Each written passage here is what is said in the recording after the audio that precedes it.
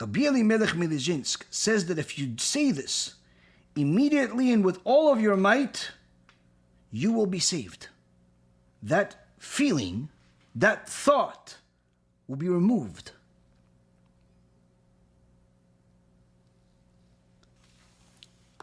This is where Rabbi Elimelech and the world of Chassidut digs deeper into the Kabbalah. Now, as I'm sure some of you know, there is a concept, there's a teaching called the Sfirot.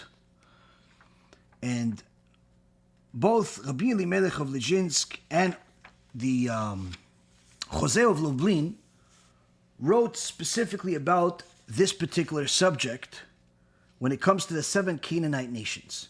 Almost identical words of using the names of these Canaanite nations to fight away the Satan. Why? Because the 7 Sfirot of holiness are also corresponding to or side by side against the 7 Sfirot of the Sitra Achra, the evil, the side of evil. Because HaKadosh Baruch Hu has his throne of glory,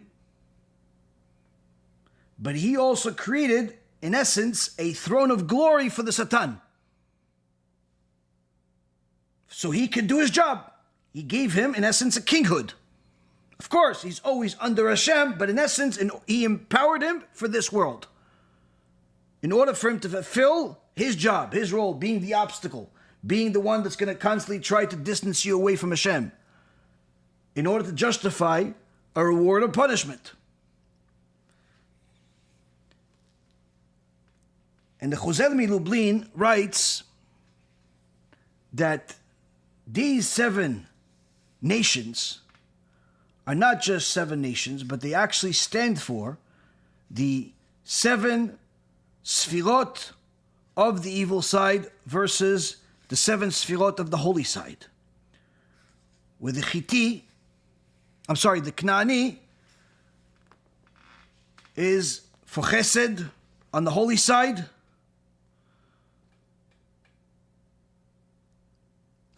the Chiti is for Gvura on the holy side, the Emori is for Tiferet, the Pritzi is for Netzach, the Chivi for Hod, and for the Ayevusi for Yesod, and a Girgushi is Malchut.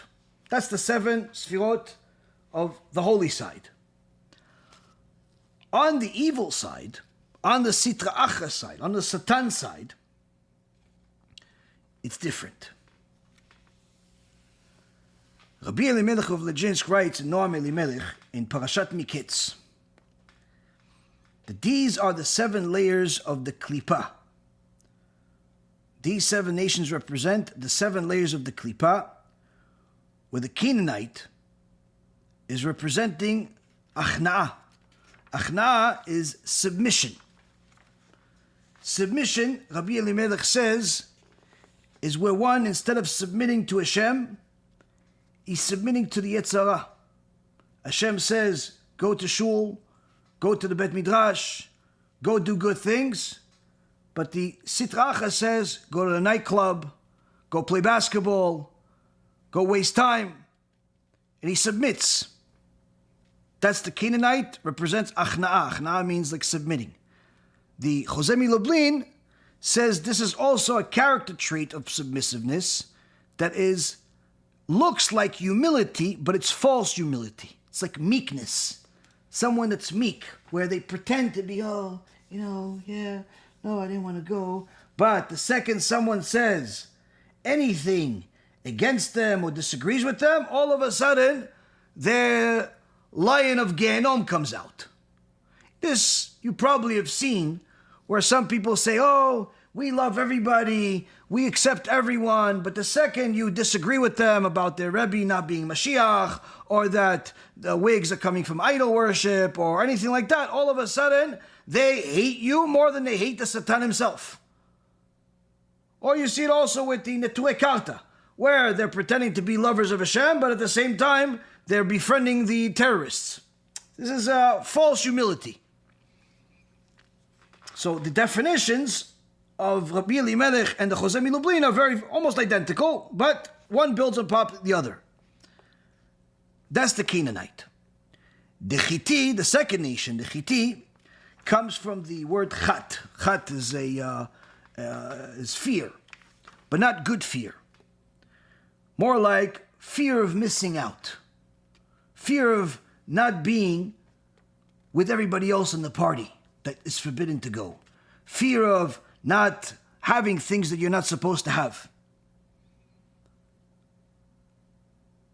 And this type of fear that a person is constantly afraid of not being cool, of not being popular, of, in essence, not being on the side of the Satan, holds the person back from ever doing full tshuva. Where they could start doing tshuva by, let's say, keeping Shabbat, and they'll have a dinner, and they'll have a nice... But they'll still watch movies after Shabbat. They're still going to waste their time doing all types of things that are forbidden. Yeah, but you keep Shabbat, you obviously believe in Hashem.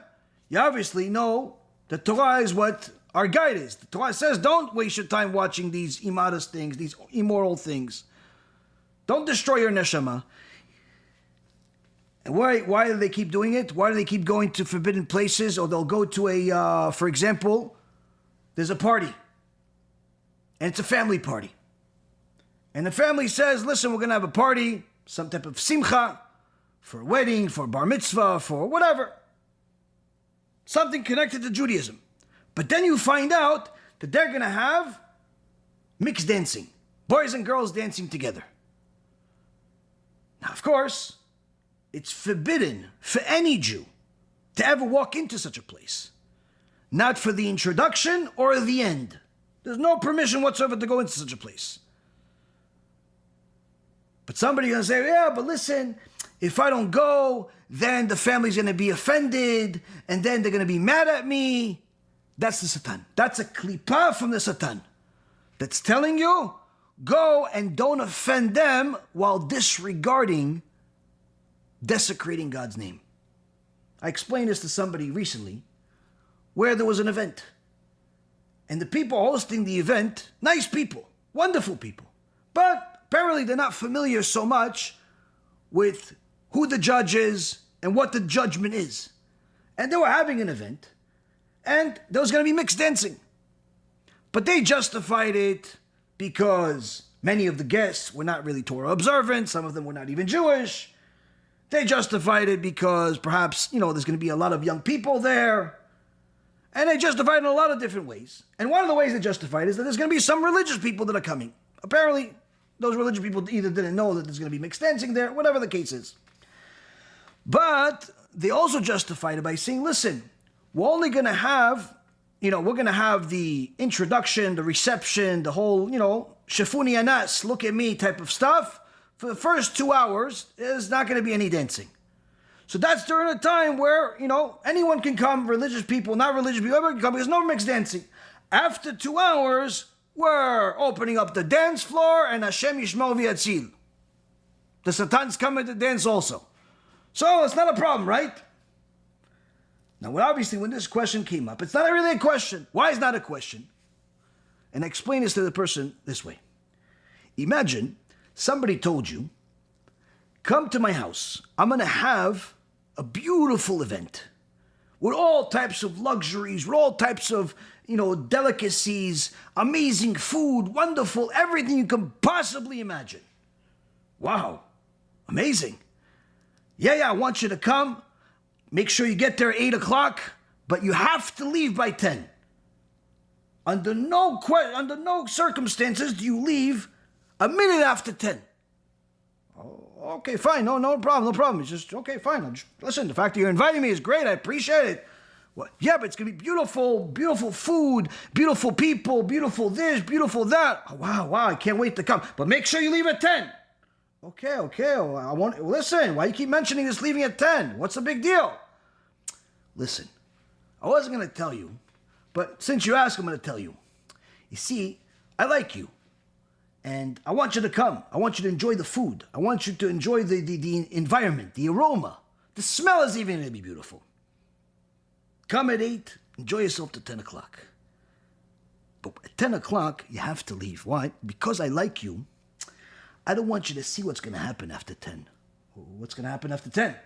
Well, after 10, at 10:01 on the dot, we have a special system designed, already timed, from now, that's going to launch huge fireworks, banners, planes in the sky, all types of things, with all types of curses and insults of your father.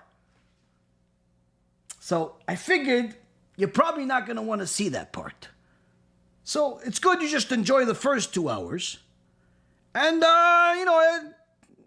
pretend like the rest of the stuff is not going to happen.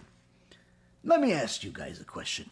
How many of you are going to go to that party where after 2 hours of whining and dining you, they kick you out? Why? Because they don't want you to see them insulting your father.